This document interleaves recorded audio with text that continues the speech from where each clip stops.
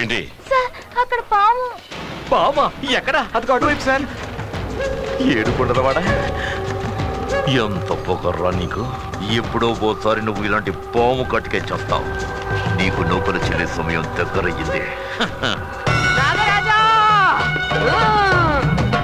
నాకు పూజలేవి, నాకు పాలెక్కడా, నాకు దీపం ఎక్కడా?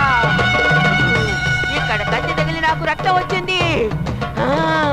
వెంటనే ఈ కట్టడం పని మార్పించి గుడి కట్టించలేదంటే ఇక్కడ వాళ్ళందరినీ నేను చెప్పించేస్తాను. నాగరాజా,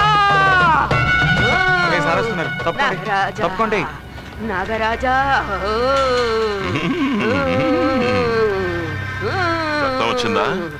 నాతో ఆటలాడావంటే అనుభవిస్తావురా. ఎప్పటి నుంచో మీకు ఇది అలవాటైపోయింది.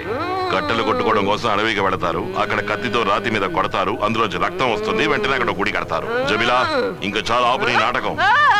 ఆపవే నీ అప్ప. సార్ జమిలానా? మరి ఇంకెవరు? పోయిన వారం వరకు జమిలాగానే ఉండేది.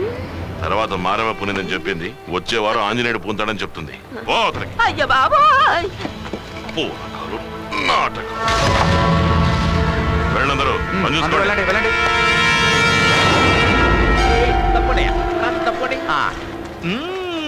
ఒప్పుకున్నాను సారు, ఒప్పుకున్నాను. మనస్ఫూర్తిగా చెబుతున్నాను, ఈ సమాజాన్ని ఉద్ధరించబోయేది తమరేనండి. సార్, ఏ తక్కువ జాతి వాడో కొనే ముందు ఈ పసుపులేటి వారికి ఆ ఇల్లు చెందాలని రాసి పెట్టి ఉంది. అది జరిగి తీరుతుంది.